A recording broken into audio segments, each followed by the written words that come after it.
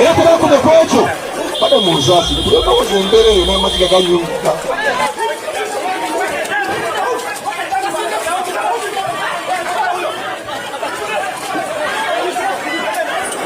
Yes, mawulire ge tulina era agatalinda teega mawulire agongedde okuyiika naddala nga gava munda mu ggwanga erya Amerika. Waliwo seneta omulala avuddeyo n'awandiika ebbaluwa enkambwe era nga ebbaluwa eno bagyolekeza butereevu nnyo mu State House ewa Mwami Museveni. Ebirimu ebibaddemu byonna ngenda bikusomera mbikulandululire oba mbitaggulule mu kiwandiiko owulire obunkenke. Kaakati nno ennatti zamaze dda okubeera nga zoogerwako era kyekimu kubiri ku mwanjo ennyo naddala abo abazze nga batulugunya bannayuganda okuli General Muhoozi Kainerugaba yakulembedde mu lisiti eno okusinziira ku ggwanga erya Amerika nga bwe bategeezezza. Kaakati nno mukwano wange mpuliriza bino byonna nga bigenda mu maaso biddiridde emivuyo n'okunyigiriza okwali mu kalulu aka 2026 ketumaliriza. Kaakati nga muno mwaviiramu obusambatuko buyitirivu nnyo omwali ekitta abantu naddala ng'ekyo ekyali e Butambala amasasi agaakubwa abantu ate oluvannyuma ne bagamba nti abantu bano baali balina ebijambiya nga basuliridde okulumba n'okutuusa obulabe ku bakuumaddembe. Kaakati n'amawulire agava munda mu ggwanga erya Amerika gamaze okubeera nga gakakasa era ebbaluwa eno enkambwe ewandiikiddwa wano mu ggwanga Uganda n'okubeera nga kopi esindikiddwa eri President Trump ow'eggwanga erya Amerika erimu ebigambo oba erimu ennyiriri oba erimu emiko oba erimu ebigendererwa bingi nnyo era nga mu bino mulimu okumenyawo enkolagana ya Uganda n'eggwanga erya Amerika egenda kusooka etunuulirwe. Kaakati nno bano balabe waliwo endagaano ezaali zaakolebwa wakati w'eggwanga erya Uganda n'eggwanga erya Amerika. Kaakati nno Jim Rich akakasizza ensonga zino era ono n'agamba nti batunuulire ennatti enkambwe batunuulire envumbo enkambwe ezigenda okuteekebwa ku bantu ssekinnoomu nga bano bakulembeddwa mu General Muhoozi Kainerugaba. Singa bano bamala okubeera nga beetegereza ensonga ne balaba nga ebigenda mu maaso oba olyawo okutulugunya bannayuganda ddala bituufu nga Mwami Muhoozi ono yabikola. Kakati nno mu nsonga ze zimu era mu mbeera y'emu Amerika bavudde butereevu nnyo mu kiwandiiko kino kye ŋŋenda okukusomera kye ŋŋenda okulaga ne bakakasa nti ebyava mu kalulu munda mu ggwanga Uganda Mwami Museveni ke bagamba nti yakawangula bano bagamba mwali mwetobeseemu emivuyo miyitirivu nnyo mwali mujjudde obuliga bungi nnyo era ng'okusinziira ku mawulire galaga nti n'eggwanga erya Amerika balaga nti ebyavaamu si bye byali bisuubira okubeera nga bivaamu. Kakati nno bino nga bigenda mu maaso waliwo omusajja omulala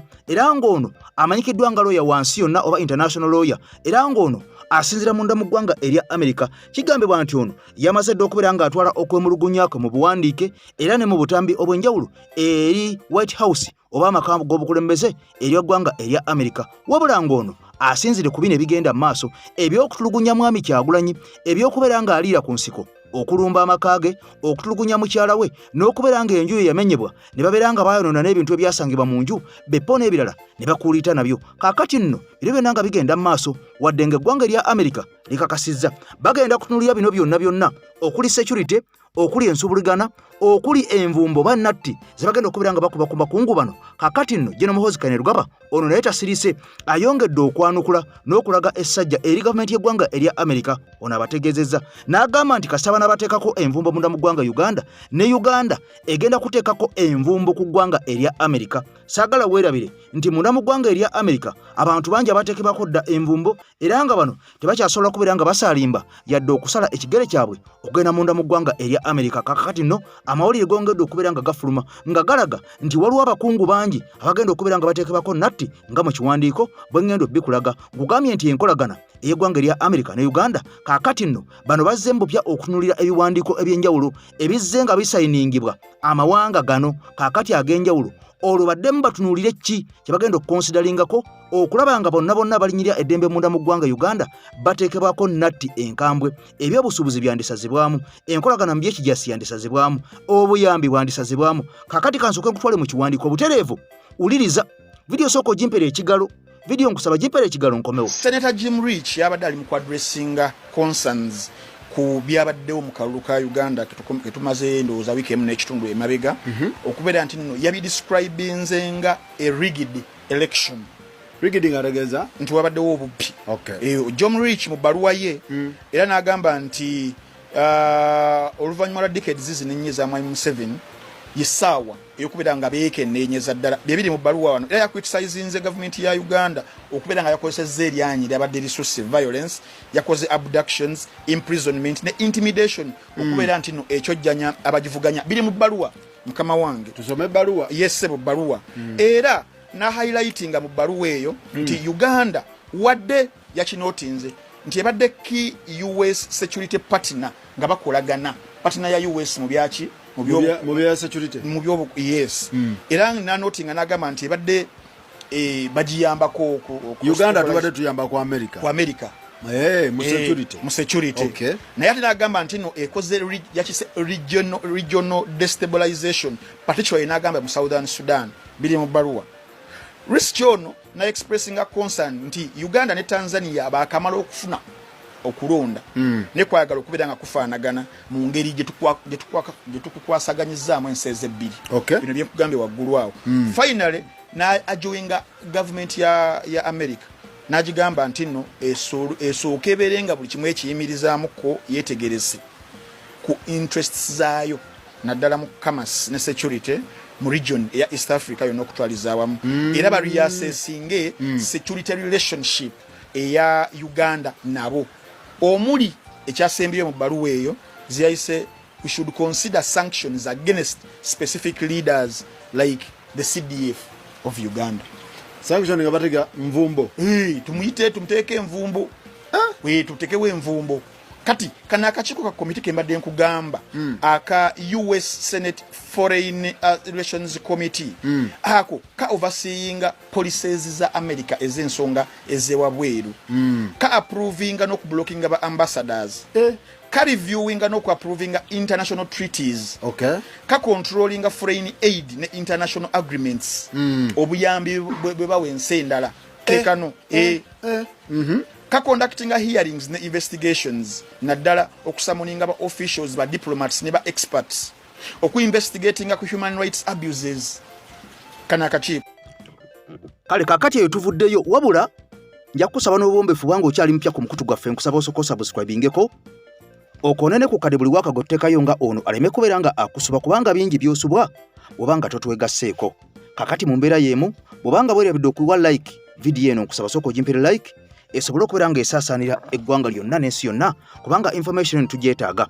Olunaku olw'eggulu Mwami Kyagulanyi bw'atyo labikiddwa awayalabiddwako mu bitundu eby'eggomba era ng'ono yatadde n'akatambi era kakati nno mbu okusinza ku bigenda maaso abasajja bakuumaddembe bakiridde eggomba ne bongera okubeera nga bafeffetta n'okunoonya Mwami Kyagulanyi balabe oba waali wabula yategeezezza Mwami Kyagulanyi mu katambi nti essaawa zino ndi wano waffe eggomba era we nasuze ne yeebaza n'abantu bonna oba oliawo abagenze maaso n'okubeera nga bamuwa ekkubo n'okubeera nga bamukweka buli gy'abayise yonna wadde nga abasajja bakyamunoonyereza nga ye alumiza nti si muzzi wa misango yadde omumenyi w'amateeka kakati nno ono yategeezezza nti olunaku olwaleero agenda kusula mu disitulikiti y'e Mukono era ono yategeeza Honorable Betty Nambooze bakireke n'amugamba ngenda kusula eyo mu ntereko ekyeggulo naye nze ndya mpuuta wabula bino byonna nga bigenda mu maaso munda mu ggwanga Uganda waliwo obweraliikirivu kakati oba omaze okubeera nga bulabwako oba omaze okubeera nga essaawa yonna busuubirwa okusinziira ku bigenda mu maaso abantu engeri gye bakwatibwa abantu engeri gye babuzibwawo n'abantu engeri gye bawambibwa nga n'abo ababeera bakwatiddwa ne batwalibwa mu mbuga z'amateeka kyennyamiza ensalawo y'emisango gino oba oliawo ogitunulira n'obeera nga n'amaaso gakuluma kubanga abantu bangi nnyo abaakwatibwa naye nga n'obujulizi tebunnaba kubeera nga bulabwako kyokka nga bano bamaze emyezi egisoba mu egyo egirambikibwa mu mateeka okuweebwa beyiro naye nga basajja battu ne bakazi battu bano bammibwa dda beyiro okusinza ku bigenda mu maaso biraga waliwo akatambi akafuluma era akatambi kano njagala nkakuzannyire butereevu nnyo nkugambye nti wano tusinzira ku byafaayo ebyo ebizze nga byogerwa abantu ab'enjawulo munda mu ggwanga Uganda naddala abo be tulaba nti be bali ku steeringi ey'okulembera eggwanga Uganda wadde nga oba oliawo oluusi boogera ebigambo ebitiisa n'okusasamaza bannayuganda n'okubakumamu omuliro kyokka nga bano tebakwatibwako era nga bano tebagambibwako kakati nno eggwanga erya America bwe livaayo ne lyogera ku nsonga z'okubeera nga abantu bano basse kinnoomu bateekebwako natti oba nga bateekebwako envumbo oba okubeera nga n'ekiseera bwe kirituuka bali walwawalibwa ne batwalibwa mu kkooti z'amateeka okwetolola ensi yonna kati nga ICC ekyo nakyo tukirindirira kati njagala nsooke nkulage owulirize obulumi ennaku obuyinike bannansi bwe twolekedde nga buleetebwa abasajja bennyini ate abali mu buyinza. Trust me, prepare yourself for M23 in Uganda. Yes, All options are not ruled out. Omanyi bwe twogera wano mugamba mbu tweyogeza nnyo ate bwe twogera bangi bajja ne batusiruwalirako era nina abantu abajja mu inbox yange naye nja kufuna obudde bwammwe okusookera ddala Uganda weeraga nkiddamu tugenda kugifundamu ffenna naffe abali ku byeyo tugenda komawo tugifundemu naye ate ekisinga okwewuunyisa nti oba okwennyamiza bwenaafunda mwabalowooza nti muli bulungi mu omugenda osooka okugifuluma ekitubabuulira Muwanga Kivumbi deputy president waffe mu Central Buganda Muwanga Kivumbi yakwatiddwa poliisi. Can you imagine omusajja oyo bamukwatidde kikyosooka okwebuuza era lwaki bamukutte weebuuza batta abantu ekyo ekintu kye baakolewa Muwanga Kivumbi kambabuulireko ekyo ekintu kibi nnyo amagye ne poliisi okutta abantu cold blood eyo siini nkyamu mbi nnyo simanyi bamukiyitanga kyakuzannya mumanyi kiki kye batondawo omanyi Museveni kyatonda omanyi kyaleeta ku mitima gy'abantu abantu ng'ovudde kukugaana okulonda mumanyi kikyale mumanyi Muwanga Kivumbi kyalowooza essaawa zino mumanyi kyayitamu pulezidenti yayimba n'agamba nti tutudde ku time bomb lweribaluka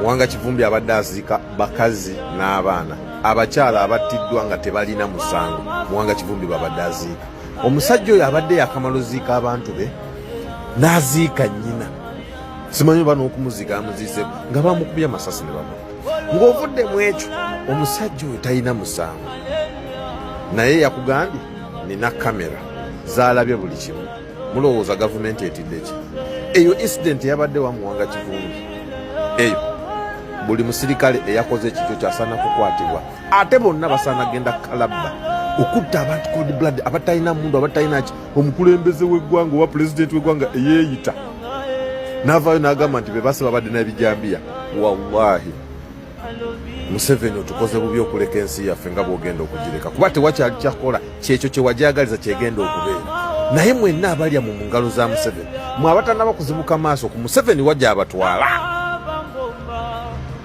muli bajega kakati nze n'ekibuuzo kye ntera okubabuuza mukyebuuza koniyani eyattanga abantu mwalabye nti amagye gayingidde amaka g'abantu ne gareepinga abaana omanyi amagye okuleepinga maama ne galepinga ne bawalabe omuntu atya buti kwogera nagamba baapasudde omwana wange amabeere ne gafuluma bireepinga abantu abo si magye ga Uganda ago si magye ga Uganda tubagamba kino bumilisya group babuyingiza mu Uganda Museveni takumibwa magye ga Uganda UPDF afuma magye mapangise bije besirikale biyekera byekongo biyekera biki ebivubukavuke bibajjeeyo ne baleeta mu Uganda ku bantu ba bulijjo mugenda kukitegera tugenda gifunda mu Uganda Gashumba yabagamba nti beba M23 era n'agamba nti M23 ejja kujja mu Uganda Gashumba byali bigambo bye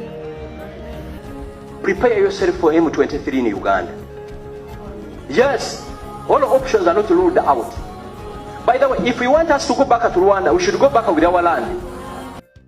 Kakati nno ebyo byonna by'owulidde obanga ddala oli munansi muna Uganda mutuufu osobola okubeera ng'osiriikiriramu era ebigambo ebyo n'obifumiitiriza otegere wa we tulaga otegere wa we twolekedde otegere ensi yo wa weeraga wabula bino nga bigenda mu maaso saagala weerabire waliwo omusajja ono gw'olaba omukadde ayambadde ekkanzu n'ekkooti yavaayo n'ategeeza mu 1986 85 mwami Museveni baali nga bakyali mu nsiko ono yavaayo n'ategeeza mu bigambo bye nti waliwo omwana omuto ebbujje eryalekebwawo kaakati nga maama waali yalirekawo n'akwata ensuwa n'agenda alete amazzi ag'okufumba ewaka kaakati okusinziira ku muzeeyo n'agamba nti ebbujje eryo lyasangibwa nga liteekeddwa mu ntamu y'obuugi nga litokota wabula ono ayongera okulumiriza nti abaakola ebikolobero bino oba abakola ebikolwa bino baali bamu ku abo abaali abayekera b'ebiseera ebyo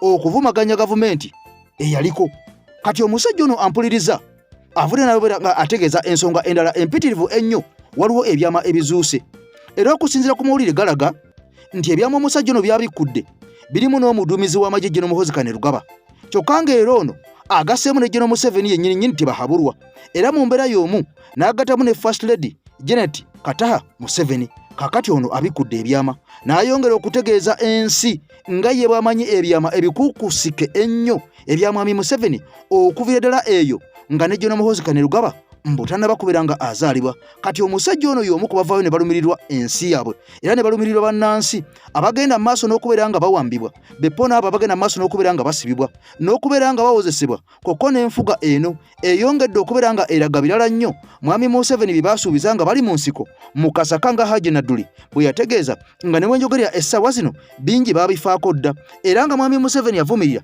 ekyokubeera nga abakulembeze bangi abajja munda mu gavumenti y'eggwanga Uganda oba mu Africa ne beeremeza mu buyinza emyaka n'ebisiibo wabula ono kye kigambo kyasooka okubeera nga yeesammula n'aga tali kikola ng'amaze okufuuka pulezidenti w'eggwanga Uganda kaakati ono nkugambye nti wenjogerera olwaleero amaze okuweza emyaka 4 kaakati bye byasa 4 ono nga yolekedde okuyingira ebyasa ampuliriza ebitaano gy'emyaka 50 gye twolekedde nga muntu omu yafuga era ng'ono azze akwata ne mu constitution y'eggwanga Uganda ebyo byandimulemeseza oba oliawo ng'ekkomo ku myaka n'afundikira nga bijjewo ng'akosa parliament y'eggwanga Uganda ebyo byandimulemeseza nga ekkomo ku bisanja n'afundikira nga bijjewo nga bisudde mu kasero ng'akosa parliament y'eggwanga Uganda wabula bino binanga bigenda mu maaso era oluvuumuvuumu olwongera okulaga nti bwe kibanga ampuliriza tukyali balamu twandibanga gwe mulundi ogusembyeyo okulonda omukulembeze w'eggwanga Uganda okusinziira ku luvuuvuumu olugenda nga lufuluma nga lulaga nti kakati era constitution mbu yandiddamu okubeera nga ekwatibwamu mu parliament ng'egikwatamu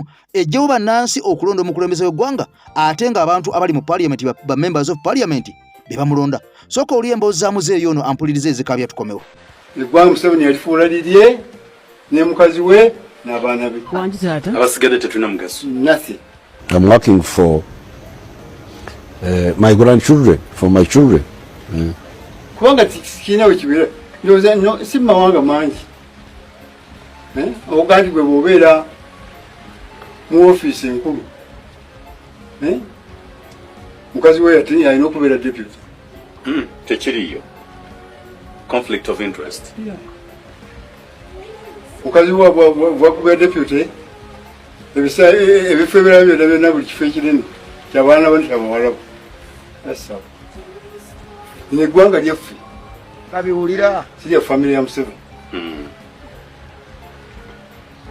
nyolo za kimanyi nti ggwanga lyabo lyabana Uganda ekimanyi wamwepansi mwerazi era Museveni akimanyi ntigala bulungi. Without him, Uganda will come out. He thinks he owns. Yeah. You want to tell Uganda with you? I think you believe. Museveni values no life. Kubanga singa ekyo yakirina mu mutima gwe. Omuntu gweba mukazi wo gweba kana yena akufumbira emmere n'olya n'akujjanjaba. You cannot shoot here. I don't know what kind of time. Legend to work. No. Mubuze nyina amubuza yiwe. Muhoza so midoli. No way. Nina Muhoza Museveni mu Tanzania. Nemukuba amasasi yennyini. Kabaka Mwanga. Era oba oyagala okimanya. Genda ku program Andrew Mwenda yali ayina ebibuuzo byabuuza Milton Obote. Yali Zambia. Oh, ekibuuzo kyambuuza yamugamba Mr. Obote, do you know Yoweri Museveni? And Obote said, yes, I know him very well. He's a killer. He killed his wife. He's a killer. He killed his wife in Tanzania. Omaife bujje tulowooza nti Muhoozi Janet ndoze mutabanyi we. Si yennyina.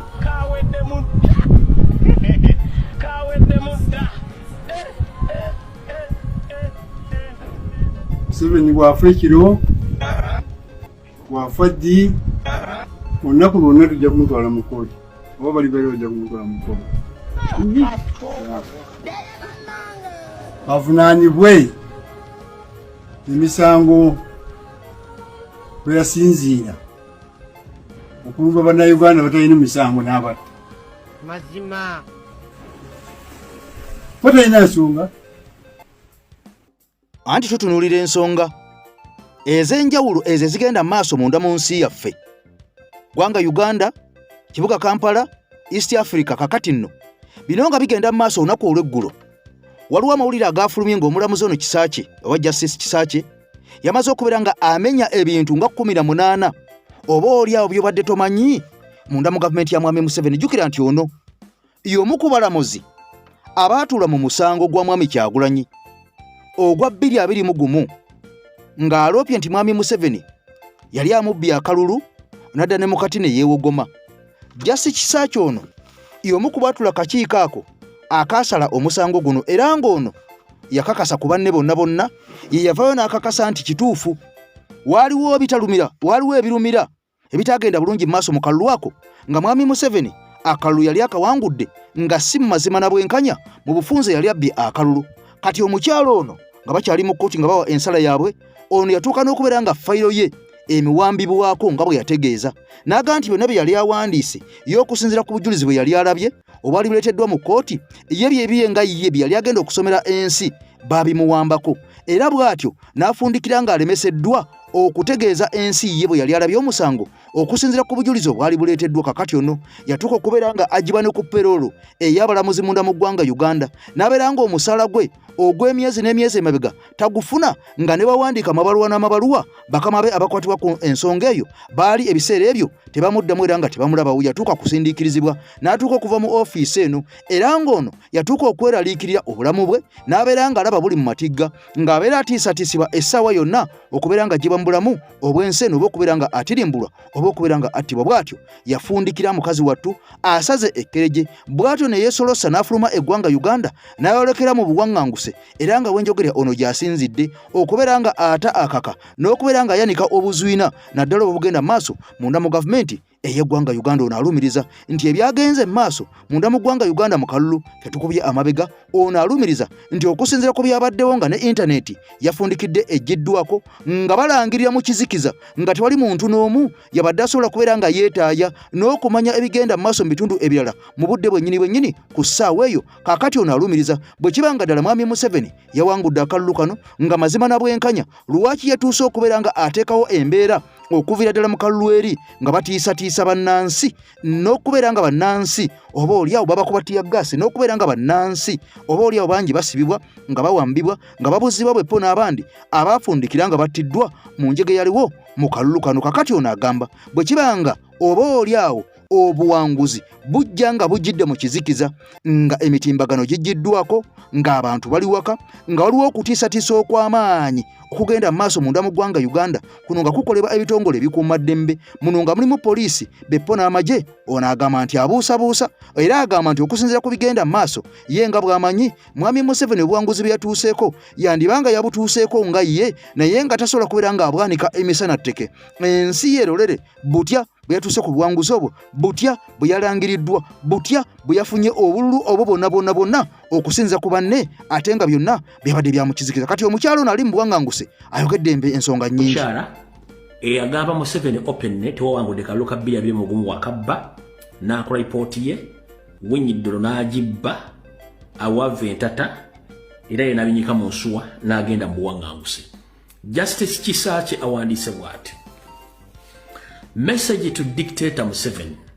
Obaka buno mbuweereza Saabatujju Museveni oba Nakyemalira Museveni.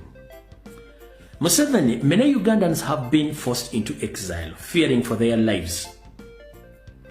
Museveni, Bannayuganda bangi nnyo basindikiriziddwa okudduka mu buwaŋŋanguse nga batya okufiirwa obulamu bwabwe. Others have been pushed into seeking unemployment in foreign countries where their safety and well-being are not guaranteed, simply to fend for themselves and their families. Abalabanji nnyo basindikiriziddwa okugenda okufunoonya omuddo ogwa kiragala mu nsi ezitali zaaboobwe. Saako n'okugamba nti bafuneko obuweerero gye bali eyo gye banaasobola okwebeezaawo saako n'okubeezaawo famire zaabwe. Among those in exile is the president of Law Society, Isaac Semakadde. Mwabo bennyini betwogerako kwekulirakulira ekitongole ekibaga amateeka mu Uganda ekya Uganda Law Society, omukulu gwe bayita Isaac Semakadde. I, a former justice of Supreme Court of Uganda, and many other Ugandans are currently living involuntarily in exile, having been forced to flee for fear for our lives. Agambye ye kennyini ng'omukyala Justice Kisasye eyali ali ku ddaala ery'ekkooti esembera ddala mu ggwanga. N'abala bangi nnyo bannayuganda kati abadduka nga tebeeyagalidde okugenda mu buwaŋŋanguse nga basindikiriziddwa olw'okuba nti obulamu bwabwe bwali mu matigga. Your election win was secured in darkness in the midst of nationwide internet shutdown. Obuwanguzi bwo bw'ogamba nti wabufunidde mu kizikiza mu bintu ebingi ebyagenze mu maaso okwetoola eggwanga lyonna omuli n'okuggyako amayengo g'empuliziganya aga intaneti. The statement and the actions that have followed since you were declared the winner continue to raise questions whether you actually won the elections. Ebigambo ebyogerwa n'ebikolwa ebikolwa oluvannyuma lw'oggwe agamba nti wawangudde akalulu kano ng'era baakulangiridde byongera okuteekawo ebibuuzo eri abo abantu nga babuuza owaayi ebikolwa ebikolebwa n'ebigambo ebyogerwa biteeka ebibuuza akalulu kano wakawangudde bya ddala. If you won legitimately, repression is unnecessary. Bw'oba ekituufu owangudde nga bw'ogamba okunyigiriza be wawangudde kyetaagisa. If repression exists, the legitimacy is in question. Okunyigiriza kuno okuliwo essaawa zino mu bannayuganda ngera kukyaliwo. Kuno oyagala kulaga abantu nti kulaga nti wawangudde akalulu kano oba okuleka abantu nga bibuuza ebibuuzo ekituufu kyeki. Your manifesto did not include in hunting down those who didn't support you. Endaga byogenda kukola abalonzi bakulonde gye tuyita manifesto tewateekamu kintu kyonna kiraga nti bw'omala tewateekamu kawaayiro konna kalaga nti tewateekamu kawaayiro konna kalaga nti abatagenda kuwagira ogenda banoonya. Mu manifesto yo oba mu manifesto gye tuyita endaga byogenda kukola tewateekamu kawaayiro konna kagamba nti abatakuwagira ogenda bacunya oba ogenda banoonya. Elections in any democratic country are competitive. Ebyokulonda mu nsi zonna ezirimu emirembe ebyokulonda bibeera byakuvuganya. There are always people who support the candidate who emerges as the winner and those who support other candidates in the race. Akugambye nti nga bulijjo kibeerawo abantu bennyini bawagira omuntu waabwe gwe baagala. Era avaayo ng'omuwanguzi y'oyo abalondeddwa abantu abo gwe baba bawagidde mu lwokaano olwo. So in Uganda, different from other countries. Mu Uganda wattu kyanjawulo okusinziira ku nsi endala nga bwe bakiraba essaawa zino. Did you expect all Ugandans voters to vote you? Nyandi Osoferi Justice Kisakye akubuuza nti gwobadde osuubira nti bannayuganda bonna bagenda kulonda kyekibuuzo kyabuuza. Is there any country where that happens? Nakubuuza nti waliwo ensi yonna by'oli mu kukola gye bibeera mu kulonda nga n'okulonda kuwedde? Tugenda mu maaso. Museveni, you spend many years fighting for freedom. Nyandi Yosoferi wamala emyaka mingi nnyo ng'ogamba olwanirira ddembe. You have been in leadership for 40 years. Obadde mu bukulembeze wattu emyaka 40. The country is working on the roadmap you set in motion when you took over power by the gun in 1986. Ulira. Hagebe what? Obadde mbukulembeze okumala emyaka 40. Eggwanga olitambuza olizza mu mbeera gye walisangamu ng'otuta obukulembeze mu 1986 ng'okozesa amaanyi g'emmundu, which resulted into the 1995 Constitution of Uganda that came into effect under your leadership. Wakozesa emmundu mu 1986 ng'ovumirira ebikola ebyaliwo. Kino kyavaamu gwe kennyini n'oteekawo ssemateeka wa 1995 bannayuganda kwe batambula era n'atandika okukola mu bukulembeze bwe mpaka olwaleero. Mr. Museveni, it said you were born a Ugandan like the citizens now living in fear. Nyandi Osoferi wagamba nti wazaalibwa mu Uganda nga bannayuganda abalala bonna, ne lwaki bannayuganda bali mu kutya essaawa zino? Abalala bali mu makomera, abalala bagenze mu buwaŋŋanguse. Uganda is our only country. Uganda yensi yokka ffe gye tulina. We did not choose to be born in Uganda, but we must live in our motherland. Ffe munnange tetwesalirawo kuzaalibwa mu Uganda. Wabula tulina kubeera mu Uganda kubanga yensi eyaffe enzaaliranwa mwe twazaalibwa. I write to you as a citizen dressing a leader. Nkuwandiikidde nga nze munnamateeka, nkuwandiikira ng'omuntu munnansi. Okitegedde bulungi nnyo? You control the army, the police, electoral commission, state institution. With the control comes from responsibility.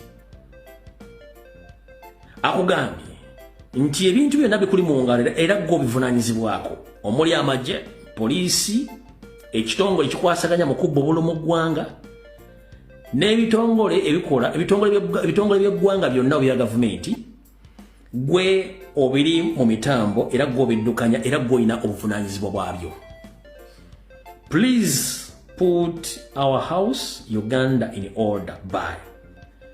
Nze nga Justice Kisakye nkugamba teeka eggwanga lyaffe mu nkola oba mu nnambika entuufu eggwanga mulina okutambulira. N'amuwandiikira enkola zino wammanga.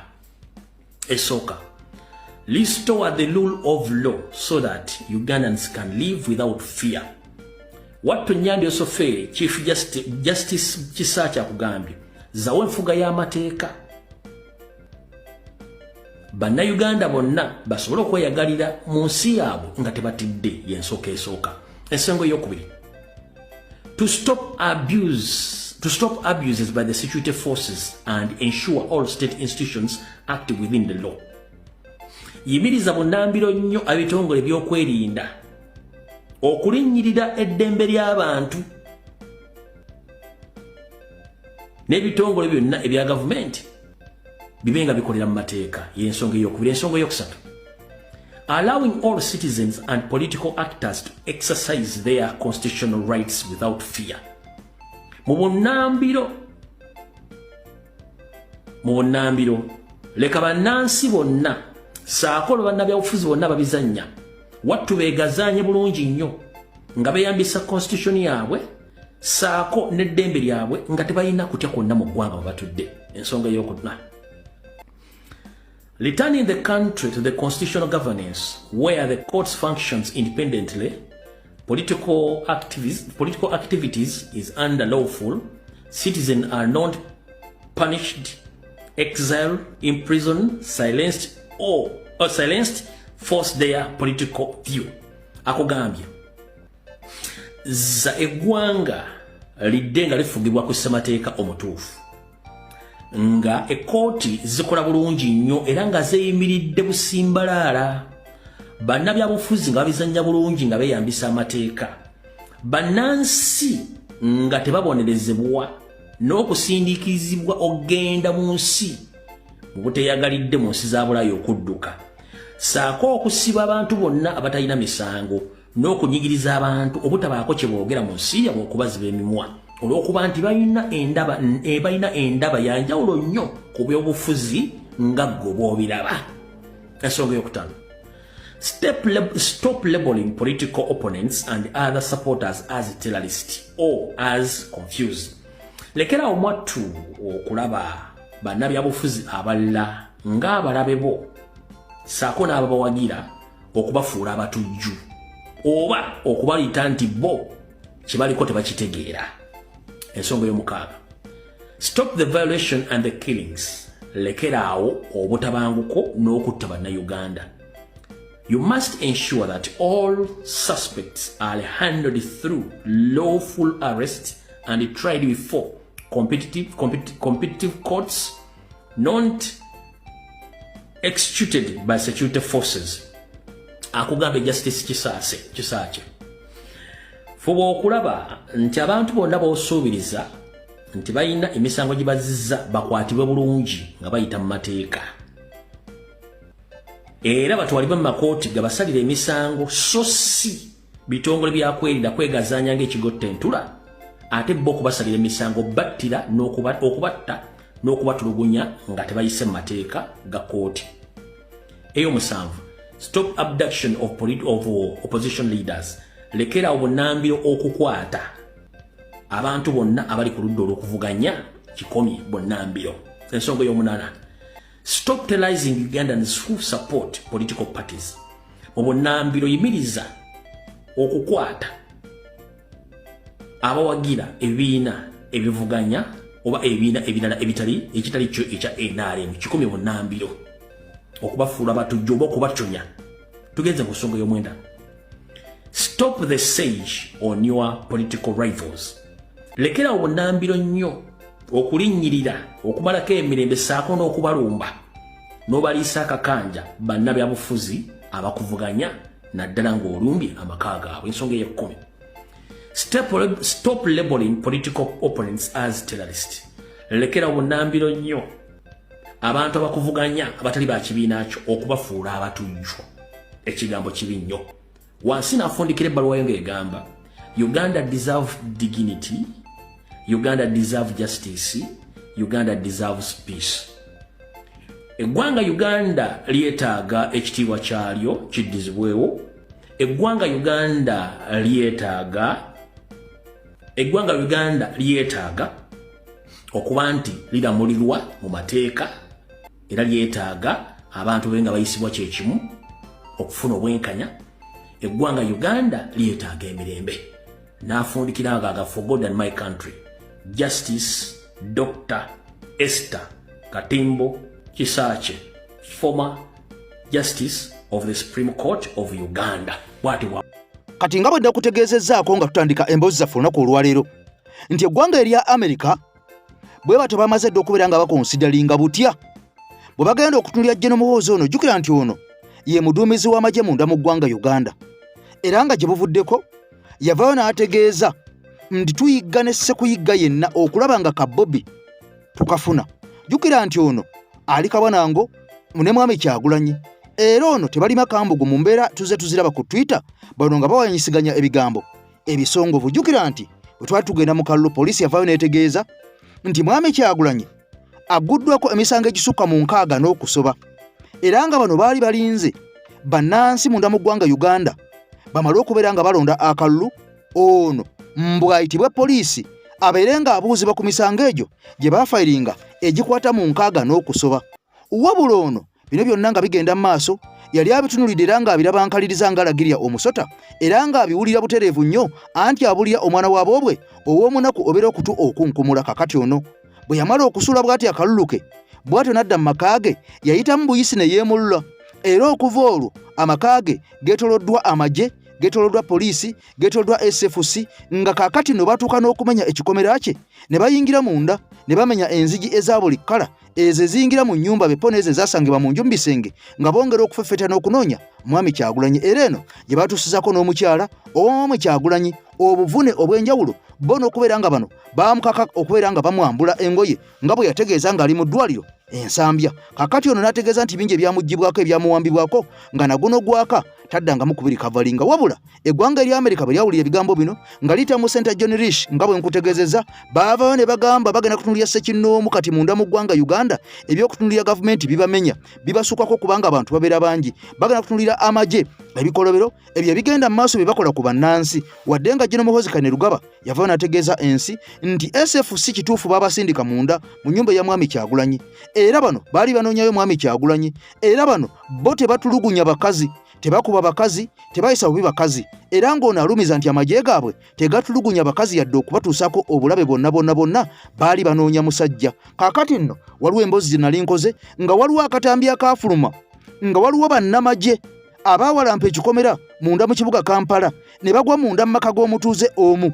Era omukyalo ono yalumiriza nti abantu bano bamenya enzigi zonna nga bakozesa ebyuma ebyenjawulo ne batuuka n'okubeera nga baatuuka ewali muwala we gy'asula mu kisenge. Omukyala n'ategeeza nti muwala we baatuuka okubeera nga bamukwata ne batuuka n'okubeera nga baagala okumwambulamu engoye okumukaka akaboozi akakyagera. Omukyala bw'atyo bwe yategeeza mu katambi ako ke twakola akaafulumizibwa omutimba omukutu ogwa BBS Refina ku bantu bano baali bamenye ennyumba nga bayingidde okubeera nga batuusa obuvune oba obulabe n'okubeera nga omukyala ono yalumiriza nti babba ensimbi enkalu mu nju omwo. Nkugambye nti ne batuuka n'okubeera nga muwala we baayagala okumukaka. Kakati no mu mboozi eno General Muhoozi Kainerugaba boolekedde okumusako ennatti, wabula nga Seeka Kamyuka ku nsonga ya Muhoozi ayogedde bw'ati ne Amerika. Muhoozi Amerika agisobola yeyugidde awo agisobola atya kati mu bantu Amerika beerowoozako Muhoozi taliimu.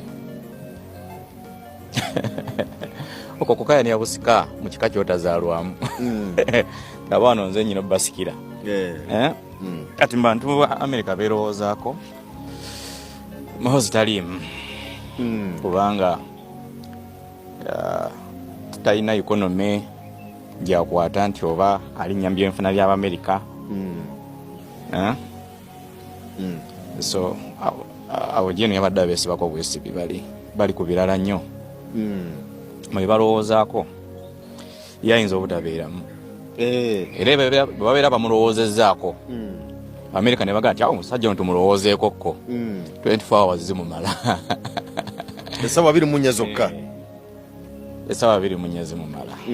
So naye byonna kyolina okumanya ebigambo bya General Muhoozi si bigambo bye wabula babuyita buyinza.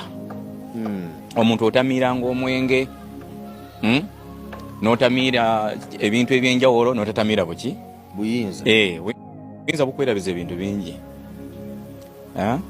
Obuyinza bukwerabiza olunaku lw'enkya nti gye luli. Obuyinza bukwerabiza enkomerero. Obuyinza bukwerabiza okufa. Obuyinza bukwerabiza emikwano.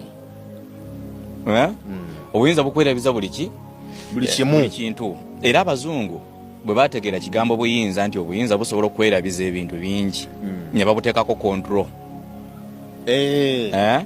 Wakati mu kubuteekako control olaba after Second World War amawanga g'abazungu nagaatuula nga galaba ekyali kireese obuzibu wakati wa Hitler ba Mussolini n'abalala bwali buyinza. Sematalo yasooka n'owokubiri eyamuviirako abantu okufa bwali buyinza. Ba Mussolini bayitira nga balabira ddala bo ensi balina gikontolinga nga bwe bakola ki nga bwe baagala. Era bwe baamala okutuula amawanga ga Bulaaya ne Europe naki ne batuula kye baasookerako nga Sematalo owokubiri awedde kwe kulaba nti bateekawo control ku kye tuyita obuyinza. Era nga bagamba nti bwetunateekawo control ku buyinza tugenda kutaasa ne zisematalo ezisuubira okujja oluvannyuma lwa kino. Era ndowooza olaba kati ebbanga ddene ng'ensi egezaako okukola ki okutambula. Era ogenda okulaba nti amawanga gonna agalimu entalo olwaleero ebyondo biri ndowooza kino kyondo kya Afirika n'Abawarabu. Ekibaleetera nno obuzibu ki? Abawarabu ekibaleetera entalo byanfuna, fe Abafirika ekituleetera entalo bwe zitatadde buyinza. Buyinza bwe buleeta entalo e Congo, buyinza bwe butabangudde South Sudan, buyinza bwe butawangudde Sudan y'omambuka, buyinza bwe butawangudde buli wamu wonna, Somalia buyinza. Kati obuyinza kasabu kutuula ku mutwe, otandika okwogera ebigambo ebiyisibwa mu kamwako, naye nga mu kaseera katono nnyo ojja byerabira nti gwe wabyogera. Okitegeera. So nze kati General Muhoozi yavaayo n'ategeeza ku Twitter ye, tunoonya mwami Kyagulanyi yonna gy'ali tujja kumufefetta paka lwe tunaamufuna. Wabula ffe tetulina buvune bwonna bwe tutuusa ku bakazi, era tetuwagala mukazi Babi mukyala ka Bobby, si gwe twali twetaaga, wabula twali tunoonya Bobby ye nga yegga gwe tunoonya, okusinziira ku Muhoozi Kainerugaba agamba nti mwami Museveni ye yabatuma bagende bafeffette n'okunoonya mwami Kyagulanyi yonna gy'ali gye yeekwese bamukwate oba oli awo mbu bamutwale. Kaakati nno bino nga bigenda mu maaso nga General Muhoozi Kainerugaba amaze okutegeeza ensi nga bwe yali atumiddwa kitaawe naye n'asindika amagye, era n'okusinziira ku mbaka amanyiddwa nga Muwaddanku Nnyingi agamba balabako konvoyi ya General Muhoozi mu bitundu mbu eby'emagere. Kaakati nno bino nga bigenda mu maaso nga mwami Muhoozi amaze okukakasa n'okonfesinga nti kituufu baagala mwami Kyagulanyi era bamunoonya, nga ne poliisi yakavayo n'ebyegaana. Kati minisita Kurisi bali omu nsi yavuleyo n'ategeeza ate ye mu bigambo bye tetwagala mwami Kyagulanyi, mbu bino byonna ateekawo drama, tewali amunoonya, tewali amuyigga, tewali amwetaaga, mbu naye presidential candidate nga abalala bonna abaali beesimbyewo. Jjukira nti abalala bonna abaali beesimbyewo tebalina yadde muntu mulema abagoberera, yadde muzibe, yadde kiggala aboogera nako mu kalulu kano. Kakati nno Kurisi bali omu nsi agamba nti mwami Kyagulanyi mbu ateekawo mbeera na bunkenke naye nga tewali amunoonya, bantu tebalina kye bamwagaza yadde n'akamu n'akatono okusinziira ku bigenda mu maaso essaawa zino. On social media, Bobi Wine, the main challenge of the president, saying he's in hiding. There is no need for him to be in hiding. Nobody wants him. He's not under pursuit by police or the army or security or the state. I am now speaking as the government of Uganda that he's free to come from wherever he's hiding, to come to his home and just stay at home and be calm and observe law and order. That's it. He was not the only candidate in the race. The others at peace, so he should stop the drama, the theatrics, trying to cause a story where there is no story. The presidential bino ebisajja bw'otegeranga emmere gye birya ne bw'oba walunda embwa ewaka, eyo emmere logiwanga embwayo. Embwayo ebadde n'amagezi ng'eyigga, lw'oligiwa emmere bano bakulisi bali omu nsi gye balyako, ojja ssanga ng'erumye ebbeere ly'ente ate mwokama amata g'owembwa agabeezaawo embwa gwenywako. Basajja tebalina magezi. Bobi Wine temulina kye mumwetaaza, akomewo abeere mu maka ge ng'ali free. Gwe mutalina kye mwetaaza, amagye gakola ki mu maka ge? Si yali presidential candidate yekka kituufu, lwaki ye presidential candidate yekka gwe mwawambira amaka ge? Musajja mulowoleza mulivansi, mulowoleza kiddala emitwe gye mulina mulimu bwongo. Briefing I got today morning in respect to the status of Mr. Kyagulanyi Bobi Wine is that he is in his home or his house. He is at his place. Yes. My brother, you know very well, we have had instances where media becomes part and source of inciting of violence. Now, what you need to know as a whole is that all our actions have one end state, have one specific objective, to ensure that nobody destabilizes our security. Not a journalist, not any form of reporting, not any citizen, not even Kyagulanyi himself. So we shall, and I repeat, all our actions shall be geared at preventing any individual or group of individuals from inciting violence. So if in our intelligence estimates and predictions is that the movements of the fourth estate is in any way going to propound, is going to incite, is going to have an effect on violence, we certainly shall take countermeasures, which may include certain measured restrictions. So we are not allowed to access you? We shall come out clear on that. Read my statement.